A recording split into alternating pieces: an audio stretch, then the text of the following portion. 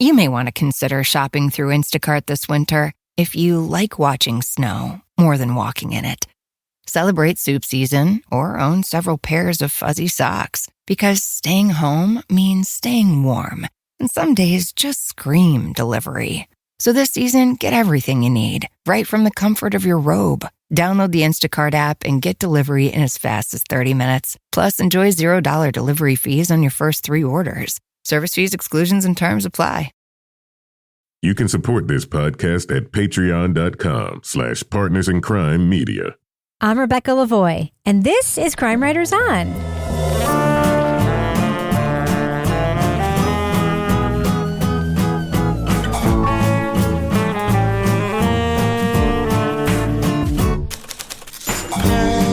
Crime Writers On is the original true crime review podcast that digs into true crime, pop culture, other podcasts.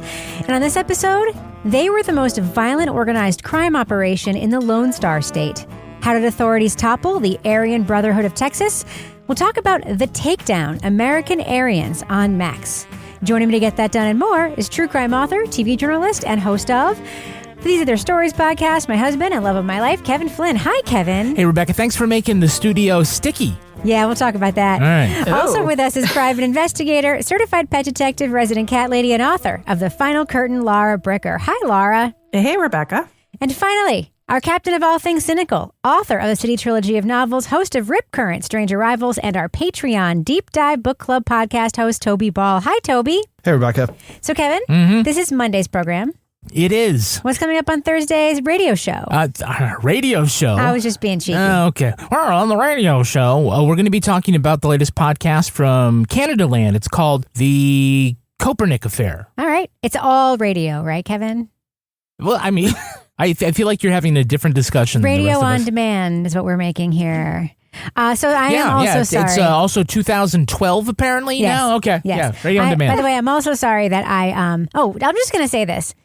In my line of day job work, it is very important to not make podcasts sound other than radio. Have you seen the number of public radio stations that have fired their podcast teams or laid them off? No. Because it's other than what they're supposed to be doing. And I'm no, it's just audio, man. It's what we do. So Kevin, I'm sorry I made the studio sticky. Yeah. So what happened was Rebecca got a new travel mug and she screwed the top on and she's got a nice thing of chai tea, which I know is redundant, but it's chai tea. It's chai tea latte. Chai tea latte. And she decided for some reason, because it's all made out of powder and water, because this is instant, that she decided she would shake it up like a martini shaker, but she didn't screw the top on the right way. Which is why in radio, if we're going to bring it back to that, you're not allowed to bring drinks or other liquids into the studio. Yeah. Because you might spill it and ruin hundreds of thousands of dollars worth of equipment. Luckily, we don't have hundreds of thousands of dollars worth of equipment, just thousands of dollars worth of equipment. And we might not have any of that once all this dries. But yeah, thank you for changing your pants really quickly. I had to. I was like that woman in McDonald's. I had boiling hot liquid all over my legs. It's like Clark Kent in the phone booth. I'm going to have to sue myself. I'm going to have to sue the fellow kettle company for heating up the water so perfectly hotly and then getting it over my lap. Yeah. Now, I love that fellow kettle, by the way. It's awesome. Anyone out there is looking for a fancy tea kettle, really recommend that one. Oh, you know where you can see that? Where? On our Amazon page. You can? Yeah, it's one of the recommendations, yes. Yeah. I think there's even a video I made for it. But anyway, we can talk about that later. Yeah, it's really good product, and it's very beautiful. Okay, so Kevin, by the way, we should mention the person who invented the vape invented the look of that too, right? We learned that Juul. Yes. Yeah. I still keep thinking about that there's a company whose job is to design the thing that you've already invented. I've invented this thing, now make it look like something. And there's a company that only does that. Yeah, people will buy it. Yeah, it's cool.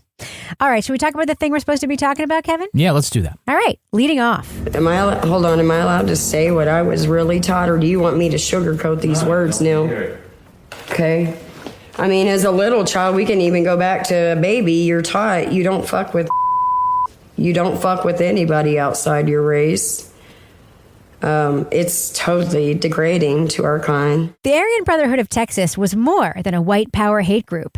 They were also a sophisticated crime syndicate into drug trafficking and prostitution. Known for its violent methods against its rivals, it was equally as brutal to those suspected of being snitches. They're manufacturing and distributing methamphetamines running narcotics for the Mexican mafia. I was making so much money.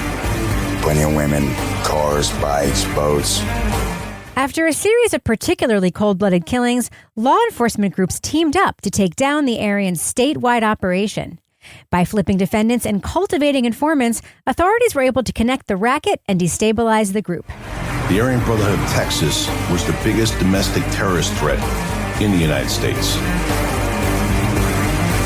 They were built like an army, so we had to build our own army. The Takedown, American Aryans on Max, looks at the 6-year operation to infiltrate the neo-Nazi crime syndicate. The series walks viewers through several key cases that allowed them to break up much of the hate group's criminal activities. Spoiler alert, we're going to be talking about plot points from The Takedown. So if you want to remain spoiler-free, go to the estimated time code in our show notes for our thumbs up or thumbs down reviews. So, Kevin, can I just ask you about something that we briefly talked about when we were watching the series? Mm-hmm. It's not in your notes. I'm just going to give you fair warning. All right. Doesn't it seem weird to be watching a series about hate groups like this Aryan group when those same groups are being like decriminalized and admired by an entire swath of our political leaders and our country? I had a comment at the very end where they say, "Oh, well, now they're no longer doing crime," and I said, "Yeah, they're running for Congress." Yeah. Yeah, it certainly seems out of step at the moment. I'm just going to say, none of these law enforcement officers talk about the normalization of white supremacy in our country. Well, this, not that it's like big different, but I believe that this was originally structured for television in 2022. Oh, yeah. And for whatever reason, it's being promoted as new. I mean, new on Max, I guess, Warner Brothers and all that, which is why there's a little funny formatting thing. Breaks. Yeah, there's like weird, which is to cut for a commercial, so they sometimes are awkward when you're watching them all the way through.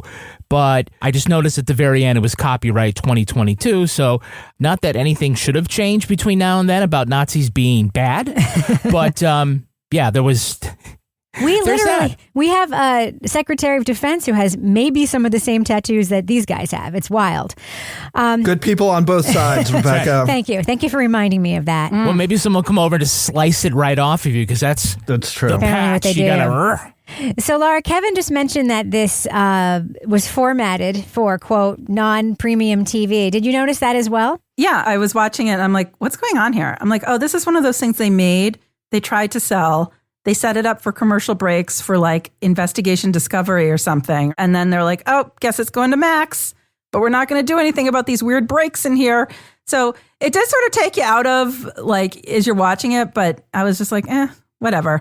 But the format in general, I just like, it lacked creativity. I'm like, this is just like any other retelling of a story being told by cops that were involved with the same straightforward telling. You get police, journalists, a handful of people that were in the organization. I just, aside from the weird breaks, I didn't feel like the actual telling was done in a super inspiring format. Not only that, but Toby, isn't there something slightly troubling about a story like this that is told primarily from law enforcement perspective? Yeah, I mean, I think that was one of the big issues I had with this. It's not quite as bad as some of them because the Aryan Brotherhood of Texas are so vile, yes. You know, but there's no denying that. There's no like gray area there. But it really is like a procedural that shows the best of the police as told through their own voices. And this one, you know, there's like a journalist and they get a few people who are actually involved who are a little more interesting, but it just doesn't address like issues that I think would have made this interesting and a little more harrowing and probably a little more true to what was actually going on than this, which seems like a fairly vanilla, like there were these bad guys and then these awesome cops came in and shut them down. Yeah.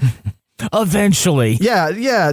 For instance, they get this poor woman who has had, I mean, she's ended up basically being groomed to be a prostitute for this guy who's part of the Aryan Brotherhood of Texas. And they flip her to be a confidential informant. And there's just no talk at all about the danger they're putting her in, other than this one cop is like, wow, she was willing to be tortured and murdered to take down the Aryan Brotherhood. She's so brave. I'm like, dude, I don't think that that's what's going not how it on here. works. I think you had quite a bit of leverage that you were working with her and were putting her in a position where she could be tortured and killed. But that's kind of left unexamined along with a lot of other things. Yeah. And sort of a very loose and casual conversation about trafficking of women. It's just sort of like, it's part of what they do. I mean, there's a lot of like casual treatment of some of this. And then kind of like some non-introspective treatment of some other things. Now, Kevin, I'm not saying that murder isn't bad under any circumstances. But there is something for me that it made me hard for me to connect to. I mean, essentially, these guys are murdering other guys just like them, right? I mean, it's hard to get worked up about Nazis killing other Nazis. I mean, it's a subculture, as Toby would say. Yes, yeah. It's just granted they also killed some people that were not other Nazis, and that's sort of the first story we get. But it's not like a mobster killing a mobster, right? I mean, as far as like narratively, like you're supposed to be, oh, that's interesting. Oh, there's all these sort of internal power struggles within this organized crime syndicate. It's kind of like, oh, Louis Lump Lump was kind of a interesting character when he got rubbed out by Machine Gun Kelly or whatever. But like it's when Crash takes out whatever the guy Razor, it's like, oh, I had to go back and cut off a second finger. It was kind of like horrible. Well, all right. I guess it's tough. Now. We are not laughing at the violence. We're laughing at Kevin talking about the violence.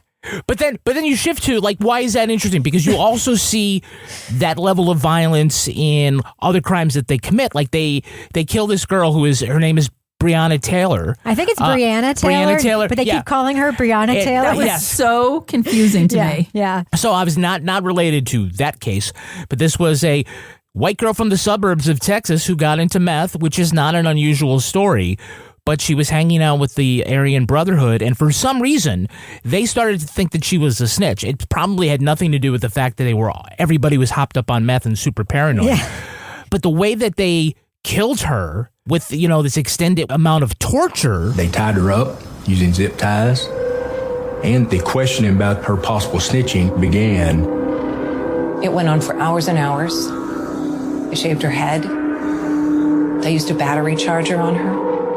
It not only tells the audience something, it told the cops something and the federal agents something. Like, they say that, like, this crime against Breonna was the impetus for this task force. Like, okay, we can't be fucking around anymore. We got to go after these Aryans because they're not just killing each other, they're killing young girls or whatever. And, it just ends up being like, okay, the level of violence is pretty high and they demonstrate that. But you feel worse about it for other victims than for some other people. I also get the strong sense that they're not going after them because they are an on-their-face hate group.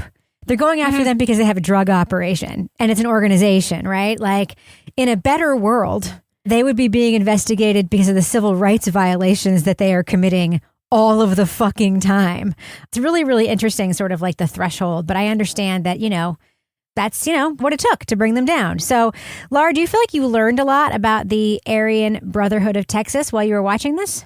Well, I did, because I didn't really know much about them before. It wasn't something that, I've done a lot of reading or learning about. So I felt like, yeah, okay, take the problematic parts of this out of the picture, which I felt like it was like very cop-centric and all of that. But I felt like I got a pretty good overview of who they are, how they formed, what they did. We got to see a lot of like very interesting dramatized reenactments of what they did throughout this as they were explaining the history to this. So I felt like if you didn't know anything about the Aryan Brotherhood of Texas, you could come away being like, oh, okay. I feel kind of like I have kind of like a base level of knowledge about like who they were and what their criminal operation was all about. So, Toby, we've mentioned it. We do have the voice of a journalist here. They only identify her as an investigative reporter. And she provides some narrative glue. She does that thing where it's like the talking head thing that we've done before. Not you, Toby, but Kevin and I, where like you go in and they have a story and then they just ask the reporter or writer, like, okay, can you talk about this thing that we need to fill in the exposition because the cops didn't say it or whatever. But she does say some kind of puzzling things a couple of times, right? So the thing that really like stopped me a little bit, and I actually strangely know a little bit about Aryan Brotherhood, not necessarily Aryan Brotherhood in Texas. Tell us why, Toby. How do you know? when I was working on Rip Current, the Aryan Brotherhood in California, particularly in the prisons, played a bit of a part. There's also a crazy New Yorker article basically talking about how freaking violent the Aryan Brotherhood was in these prisons, and that perhaps like capital punishment was the only way to keep them under control because these guys are in there for life anyway, just had no breaks for anything. But anyway, that's all beside the point. So anyway, this lady reporter at one point says reporter. I mean, I don't know how else to describe her. She's not compact. Well, she had like a fairly distinct look, I thought. Yeah. Anyway, she says that the desegregation of Texas prisons, quote, stripped white inmates of their power. I'm like, what are you talking about? Like, you just kind of leave that hanging there, but what does that even mean? Like, what power did they have? And again, from Rip Current, I know that in California, there was like an agreement between prison guards and members of the Aryan Brotherhood, who are basically representative of white prisoners, to sort of join forces to try and keep non-white prisoners, quote unquote, under control. Like they were sort of allies. I don't know if that's what they were talking about. It seems like desegregating would be the opposite of that. Like if they were segregated, it was just white prisoners. So they get like better food or like, I don't know what that meant. But it was sort of like when you're talking about the origins of the group that you're looking at and you say it's because they lost their power after desegregation, it seemed like you needed a little more explanation as to what exactly was going on there. Yeah. I mean, isn't that what all obnoxious white people say, that desegregation took away their power, right?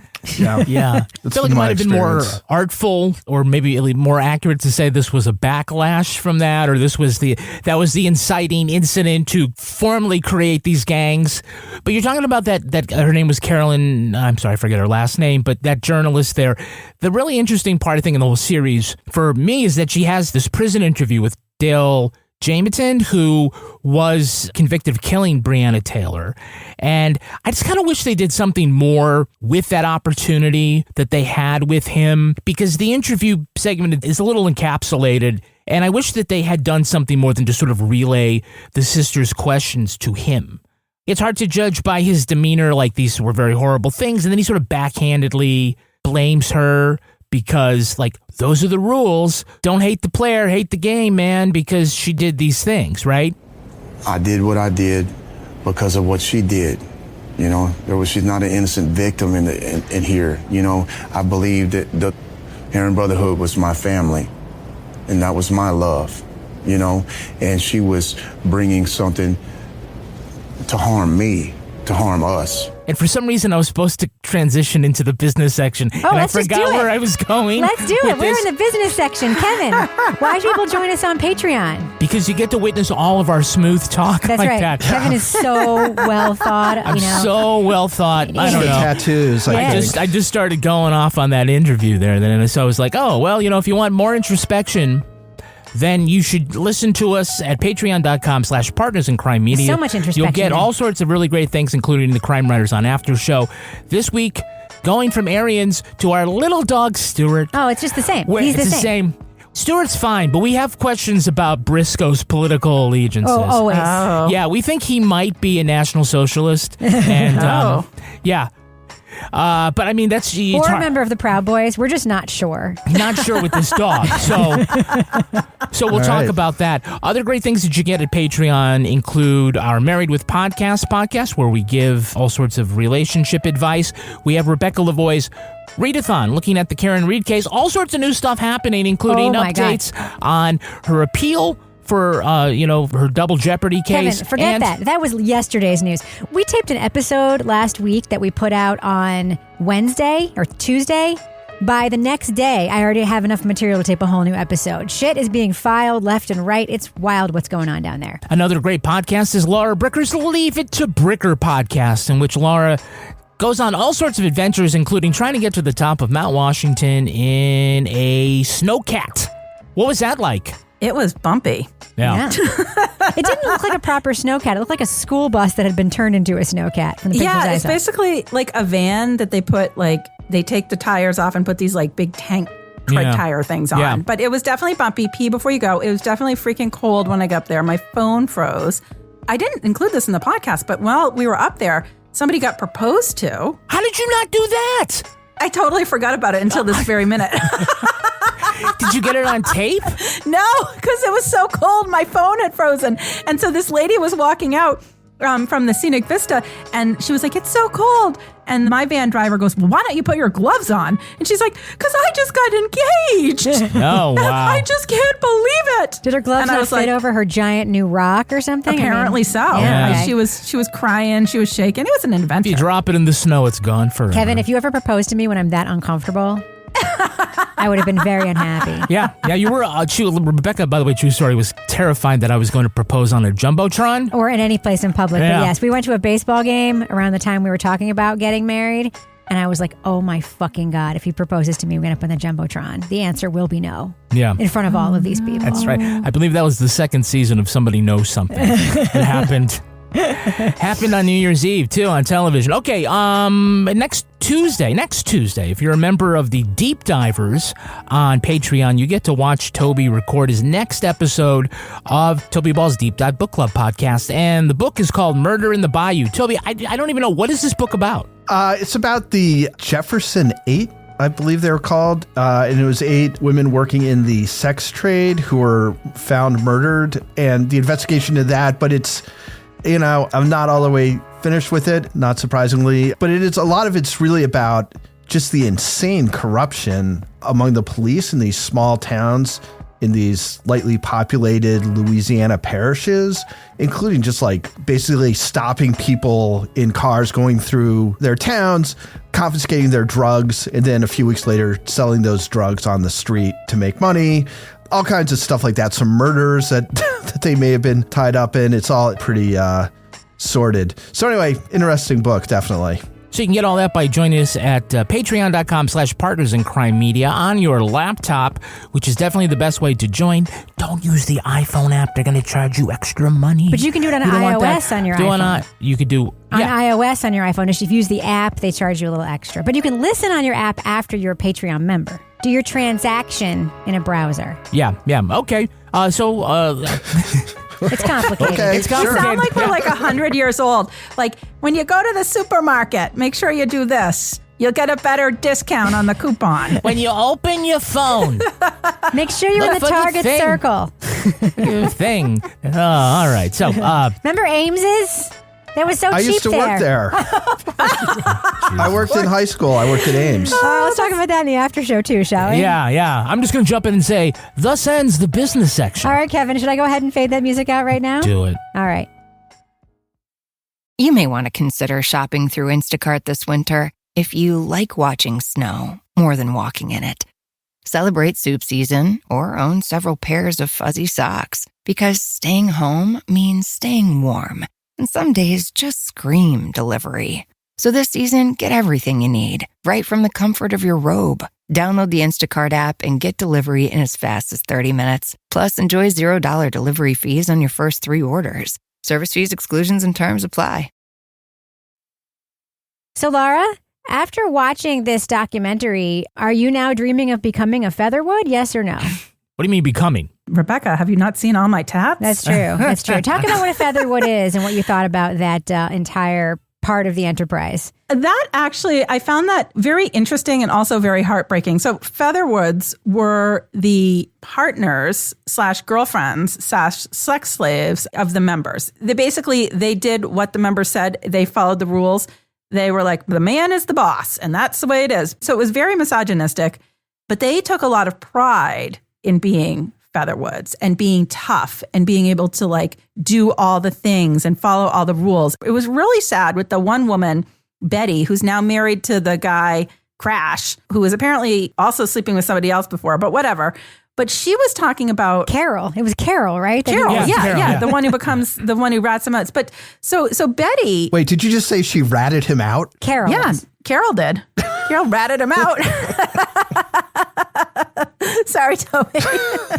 Laura's working in the criminal legal system. She has all the terminology. You've not heard that before, Tobes? I just thought maybe she informed on him or like helped law enforcement bring him to justice or something. She should get stitches. She's a snitch. Well, no, she didn't rat out Crash. She ratted out Scooty. The other guy. Yeah, Scooby? Yeah, the general. What was the guy? Lumpy Lou or something? Is that Louis Lump was a real mobster. Shut up. Who shot somebody in the famous Rao's restaurant in New York. If you get Rao's spaghetti sauce, it's named after this restaurant. And he shot a guy for heckling the singer. That's right. It's a fantastic story in the New Yorker, but go ahead. I'll go look that up. Well, anyway, I want to go back to this lady, Betty, who's now married to Crash. Because Betty, to me, was like one of the more heartbreaking characters that's just like, so her dad was in the gang. She talks about her dad doing drugs with her when she was 7. My dad's rule was if you do a drug, you try it with me. So when he handed me my first high at 7, I was on cloud 9. I felt like he was loving me. I was getting to be a part of it because he was always in the game and that's all he had time for. And she's also got this like very interesting like red sort of eye makeup going on. Yep. You can see that she looks like she might not use drugs anymore, but you can tell she's used a lot of drugs in her life, like a lot of meth. She talks about when she starts doing meth as a child and how she's just high all the time and life is great. And she's just this really sad character because she's still talking about it in such a way that it's clear that she's still taking great pride in her role in this criminal enterprise. And at one point she says, you do what your old man tells you to. An old man isn't necessarily her father. It's like your boyfriend, your old man. Yeah, it's Crash. Yeah, Crash. You do what your old man tells you to. But I was like, just the manipulation of these women. And you saw that throughout this, that are coming in using meth. Now they're using them for other parts of the operation. They're trafficking them specifically. Yes. And using them as sex workers and doing all these things. I was like, to still speak about it in the way that she did, it was fascinating to me, the psychology of her still being in that headspace where she's like, this was like nostalgic. A great honor. Yeah. And then she like takes down the back of her pants at one point and like shows her tattoo at the base of her back. And I'm like, man. Yeah. I mean, she also goes by Jewel, and you're right. She might be 40, but she's an Aryan 40. It's she's like, she looks like she's 80. Yeah, but I also get the sense, Laura, that okay, wait. Let me pause you there. Typically, we stay away from talking about the way people look. But that was maybe the most apt description of anybody we've ever seen in a documentary you've ever said, Kevin. Well, yes, I'm going to say that it might be a little mean, but as far as like... They're all Aryan 40s, not just her. But when I say that she's an Aryan 40, I don't feel like she's 100% reformed Aryan. Yeah. Neither is Crash, by the way. Yeah, I mean, they're not exactly apostates, right? They just seem to be out of this game, you know? I think... And like, what are they doing now? Yeah. I don't know. Working at Trader Joe's? Probably not, right? Maybe they're doing, I don't know, if they wish they'd be more artful, they could do their own tattoos or whatever. The most interesting people in this are the Aryans, right? As opposed to the different cops, because we've seen You don't like Tough them. Sununu? I'd surely like to talk to him, but I don't want to like go too much off on a tangent here. It definitely seems like when you hear the producers, like them ask the producers if they could use the language they want to use, meaning, can I use the N-word? Can I use slurs? They almost got a little more relaxed, and I think more truth came out. And they beep it, but like nobody should be surprised that that's the language that they're comfortable with. Certainly not producers who'd be like, can I say, oh no, we never, when we started this project, we thought you would just literally say N-word, you know, they're fucking Aryans, you know, so I feel like they may be out of the gang, but they were almost a little too enthusiastic about, you know, explaining the whole white power structure. Yeah. You know. They have nostalgia. I mean, Crash was talking about how he was going to traffic Carol, and he was like, so here's what I do. I make them think they're my girlfriend. And then I start pushing the boundaries and telling that they have to be with other people. And then next thing you know, they're my slave and they're out on the streets and doing whatever I want. How about the way you described her? How did you describe her? Well, there's this chick standing on the second floor. Oh, she was a tall, long-legged blonde. Had nice ass. She was educated somewhat. You know, I mean, she wasn't stupid. She wasn't a crackhead. It's pretty awful the way that they think about and treat women and other people. But the thing that interested me, Toby, was that, you know, the whole thing here is predicated on this idea that they murder people inside their organization who rat them out, as Laura so artfully put it. But then they literally doesn't seem to take much to really talk any of these people into becoming informants, right? These people flip like crazy. Like, it's insane. Yeah. Like, I mean, part of it's probably they're not talking about, like, again, this seems like it was made by cops, and they're probably not going to talk about the guys we couldn't flip. But according to them, at least, when they got crashed, they're like, oh, man, you're going to be doing 4 to 5 years of hard time. And he's like, oh, shit. All right, man, I'm on your side. I don't want to go back to prison. I'm on Team USA now. I'm not going back. But then I was using them. I was taking their money and buying drugs with it. I mean, the whole thing. I mean, that just seemed like a comedy of freaking errors. This whole thing just kind of reads to me is this is just an organized crime group, right? And the only thing that makes them any different is that the way they identify themselves is with white supremacy rather than I'm a part of some like mafia family or I'm a Crip or a Blood or whatever. It's like, no, I'm a Nazi racist. And that's kind of what's going on. But they're not trying to promote Nazism, right? I mean, they're not out there trying to convince people to become Nazis or whatever. They recruit some people to join their gangs. But I don't think these women are being like indoctrinated into National Socialism. They're being turned into prostitutes. I mean, it's just gang activity. So I think they a few times say this was the most dangerous right-wing terrorist group in the United States. Like, they're not freaking terrorists. They're just a criminal organization. They're not trying to get any political gains, or they're not going after people who they have political differences with. It's all just a pretty self-contained, just organized crime unit. It's like a bike gang. So anyway, they're loathsome, obviously, but I think sort of turning them to something that they aren't and making them sort of bigger and scarier than what they actually are. Because I don't think... While I'm happy to see white people misidentified as terrorists, it's still like you would think in something like this, they'd be a little more careful. This is also, Laura, a pretty violent documentary in that they show photos and video that is pretty disturbing stuff. Yeah. So the one that was pretty disturbing, and I'll say, like, you know, for my job, I've looked and listened to all sorts of things. And as I've gotten further along in my years, I'm like, I don't need to go look at like autopsy photos. It's not going to inform what I'm doing here. Or some fingerless hands. Yeah. So in this, we see this video that they play over and over and over again of this guy who gets like basically beaten within an inch of his life. And he's just laying on the ground and they're like, and he couldn't speak. He's just moaning. And he's like, and they're like, you think you're a man now? You're a pussy. But then they play it again. That was a pretty good impression of that video, Laura. Well, because it wasn't.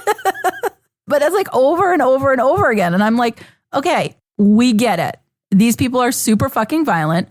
We heard about how they use zip ties to strangle and kill Brianna. We hear about how they go out and shoot these other people in cold blood on the side of the road in Nacogdoches. But like, how many times did we need to see that video? Yeah. Yeah, Toby, there are also some pretty aggressive use of recreations in this, right? Yeah, as I've said before, if they're going to do recreations, it would be awesome if they just like made them in some way specific enough to reveal something about what you're listening to while they're showing the recreation.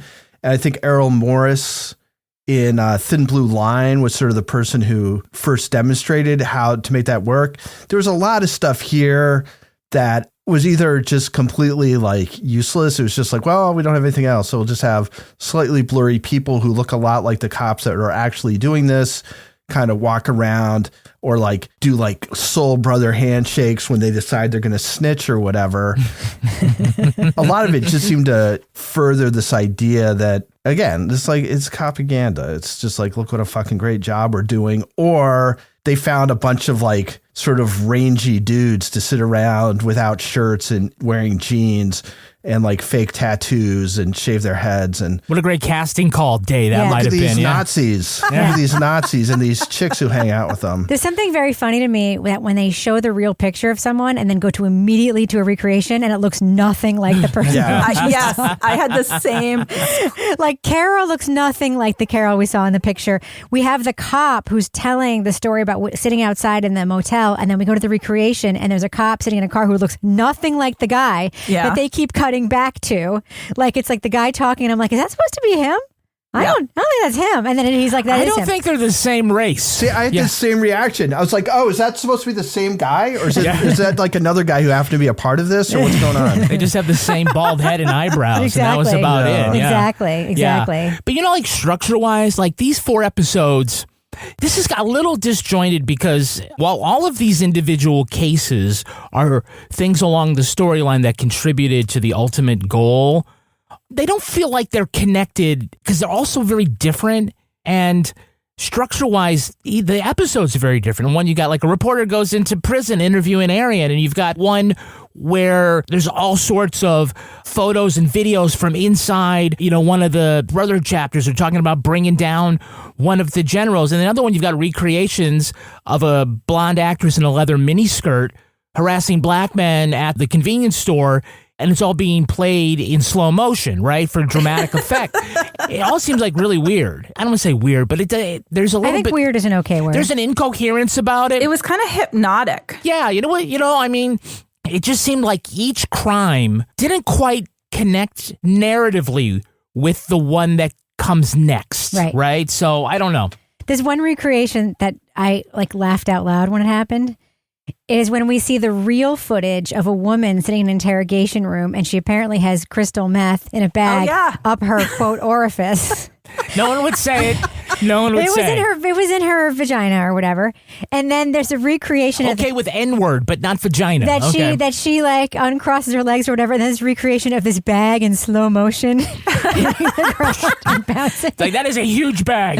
But I loved that part because then the cop with the big cowboy hat goes, that's where she kept her sweet and low, apparently. But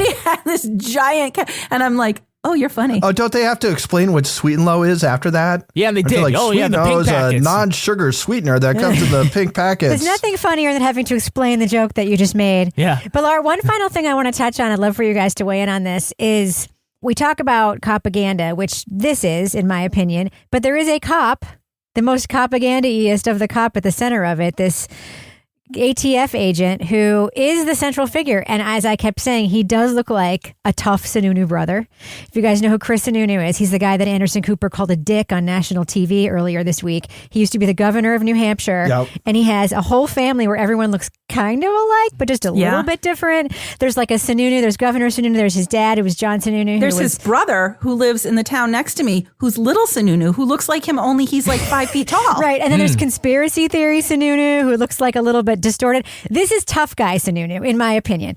And he's like a central casting, like carved from stone face, like this sort of like flat shoulders nose. Are broader than his hips. Yeah. Enormous guy. A big necklace with like a badge on it. Laura, what'd you think about this guy? Richard. Well, the description and the trailer says, told by charismatic federal agent Richard Bonig. And I was like, charismatic? Oh my. I mean, he like played it up. I felt like he kind of had shades of like the guy that like did his own recreations in Cocaine Island. Like he was like really excited to be in this.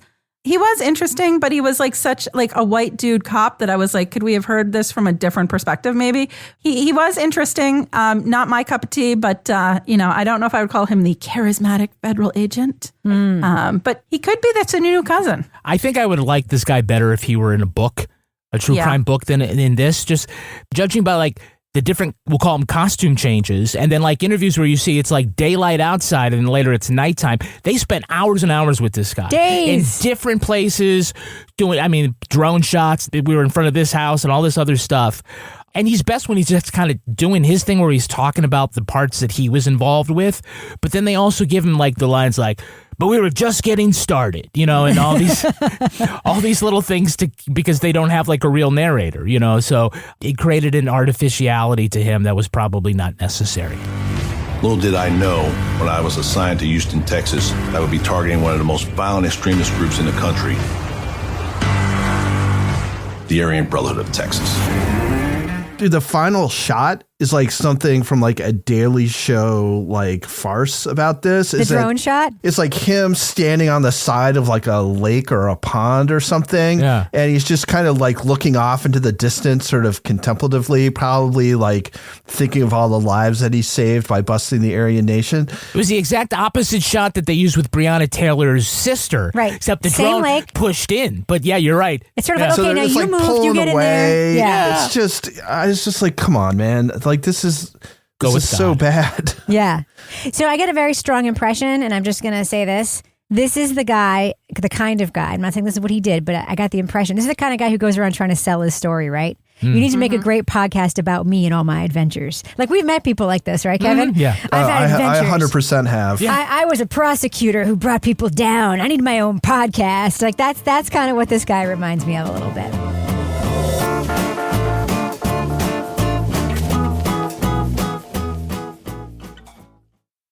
You may want to consider shopping through Instacart this winter if you like watching snow more than walking in it.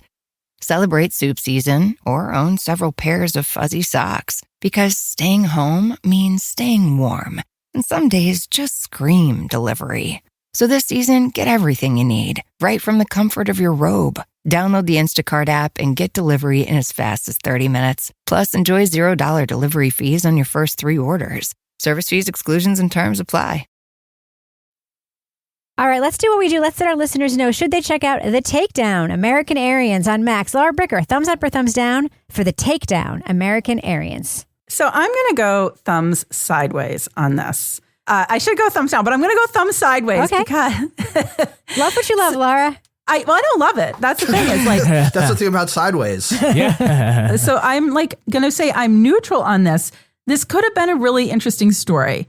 The format lacked creativity. It was told just like any number of other police kind of procedurals that are recounted by the police officers involved that help take some bad guys down. It wasn't super inspiring. It wasn't super creative. However, it did give a pretty good overview if you don't know anything about the Aryan Brotherhood of Texas and who they were and what they did, which I didn't really. I wasn't like, it's not something I've looked into. So I was like, okay, I learned a few things. Episodes weren't terribly long. So, I finished it in one night. So thumbs sideways. It was just kind of one of these like straightforward cop shows that we see all the time.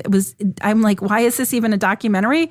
I'm not going to tell anyone else to watch it, but I'm not going to hate upon it. You're afraid that guy's going to come for you, right? I don't want to get hated upon. I don't want like fakes and you want to come for me. Tweeting about you. Mm-hmm. You've used upon more in like 30 seconds than I think we have our entire run. Toby Ball, thumbs up or thumbs down for The Takedown, American Aryans? Well, I agree with Laura that one of my favorite things about it is that the episodes are pretty short. Look, this could have been a super interesting, suspenseful story. I think you could have had some insights into other things that are going on. I mean, there's a lot of material here that they did about the least interesting stuff they could possibly do with. It feels like it was written, produced, and for cops, which is fine. There's nothing necessarily wrong with that, but it doesn't delve more than surface deep on hardly anything. Some of these people who are working with the police are putting themselves in desperate danger, and there's absolutely no contemplation of that whatsoever. It's one of those things where everything goes exactly according to plan, and they're just stacking up arrests right and left. And, there's a few interesting sort of unusual voices that you hear, most of whom aren't cops, but aren't like necessarily people that you want to hear a ton from because they're not great, but at least it's sort of outside of the basic framing of this. But, it feels very formulaic. It doesn't feel especially thoughtful. I know that there are like these script writing programs where you put in like a few things like who your characters are and what like the conflict is about, and you put it into software and it spits out a formulaic script for you. And this kind of feels like the same kind of thing. It's like, oh, we got this cop, we got these racist Nazis, here's a couple other people. And then you do the most unimaginative, predictable possible thing with it. So all that adds up to is a thumbs down. Kevin Flynn. Yeah, I'm going to go thumb sideways too. It's just the source material is kind of interesting. It's basically a mafia group without any of the charm or romance, just ugly tattoos and ugly hearts. And so it's hard to kind of feel bad for any of them when they rub each other out. But this doesn't kind of like creatively know what it wants to be because it bops around from different styles, from individual incidents and crimes that don't really seem like narratively they flow from one into the next. You know, it doesn't know if it wants to like follow the hero cop or if it wants to be the moody recreation thing or if it wants to be a hard hitting look into the lives of the Aryans and like where they are today and what they're thinking about. And it's sort of hard to understand how you bring down a criminal operation where the people running it are already in prison. No one kind of asked about that. So it just kind of like they had something here, and I don't think they did anything worthwhile with it. It just ended up being a little incoherent for me. Yeah, I'm thumbs down on this too, not only because it was a little bit less than mediocre. It starts out and you think it's going to be interesting, I think, and then it sort of like devolves. But like we are living in a moment where a South African immigrant did a Nazi salute in public, and it's being debated as to whether or not that was bad, okay? We're living in a moment where that same man is dismantling our government and saying that the dismantling of apartheid was racist and is being supported by the President of the United States in that thinking, who's now threatening to pull funding from South Africa because of the dismantling of apartheid. We are living in a world where Aryans are taking over our lives. And if you're going to make a show like this and release it now, to do so in such a, I hate to use this ableist phrase, but tone-deaf way, I can't think of another way to say it, is ridiculous. It's ridiculous. It's like in a little box, this one criminal operation that took down this one particular gang. Right now, it's actually really important to examine this culture of violent whiteness. It's really important so that people can understand what it is that we're letting back in to our world, what we're letting like take over our lives. And this to me did, I don't want to say the opposite, but it really did not have any fangs at all. There was hardly any mention except for from the Aryans themselves of racist stuff they did. It was more about the badness of their murders and the badness of their drugs. And that's not good at this moment in 2025. So for that reason and all the other reasons we talked about in our review, such as cheesy reenactments, weird talking heads, the fact that it's called The Takedown, I think implies this is the first season of more of this. No. How many Aryans can they take down? Or it's going to be The Takedown, some other group. I really want to discourage that, at least for our listeners. So yeah, I'm going to say thumbs down for The Takedown, the Aryan thing. All right, now it's time for my favorite part of the podcast, a little something I like to call the crime of the week. We only steal what's valuable. That's why someone made off with 100,000 eggs in Pennsylvania last week. The eggs were snatched in the dead of night from a free-range distributor. Avian flu is forcing farmers to slaughter millions of chickens each month, which has caused the price of eggs to skyrocket. Authorities say the cartons taken were worth about $40,000, but in today's market, they may as well be worth $1 billion. Police have not made any arrests, but reporters have made an endless stream of egg puns about hatched plans, foul play, and horrible detectives cracking the case. So panel, question for you. Laura Bricker, what are these egg thieves up to next? Apparently, the next thing on the list is coffee. Okay, this was on the news this morning. Because eggs were, I was saying, was like the Valentine's gift this year because eggs are so expensive now. But coffee is the next thing that has been. So I think they're going to have to do a coffee heist. Yeah. What do you think, Toby? What are these egg thieves up to next? I'm just assuming they're going to be making some pancakes with that. So they might need like a tanker full of maple syrup if they can find one. Yes. What do you think, Kevin? Toby took mine. He's going to meet up with the guys from the Sticky. I love it. And open a Waffle House, yeah. You know, I'm just going to quote one of my favorite comedians that I watch online all the time. Did any of you have any idea that people liked eggs this much? That they were like so invested in their egg purchases that it's like literally all they can talk about? Yes, they have gotten expensive, but how many eggs are you folks eating? Seriously. A lot Supply of and demand. All right. When it's $8 a carton, you're like reconsidering it. All right, that's going to do it for us. Before we go, Laura Bricker, how can folks find you online? You can find me at Lara Bricker on Instagram and the Blue Sky. Toby, how can you be found if folks want to interact with you? At Toby Ball NH on Blue Sky. What about you, Kevin? Everywhere reluctantly at Kevin P. Flynn. You can find me everywhere at Reb Lavoie, Instagram, Blue Sky. Yes, I'm occasionally still on Twitter. Reb Lavoie. You can follow the show everywhere at Crime Writers On, but I encourage you mostly to join our incredible Crime Writers On Facebook discussion group. Between that, our Married with Podcast group, Lara Bricker's group, and Toby's group, we have some amazing people having amazing conversations. Get episodes early and ad-free at patreon.com/Partners in Crime Media. There you'll get everything else we make, including the Crime Writers On After Show. Our theme song was composed and performed by Tyler Gibbons. Our editor is the truly terrific and tall Livy Burdett. The EP of this show is Kevin Flynn. This show was recorded in Studio C, the closet in our New Hampshire basement, where I am also, by the way, married to a Featherwood. Thanks, old man. On behalf of all the crime writers, thanks so much for listening. We will catch you later.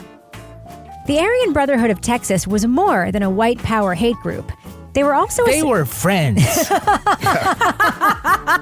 They were a musical group. They were doo-wop. They were doo-wop. They were lovers. More than just friends. And I'll be your Aryan. Okay, you ready? Yeah.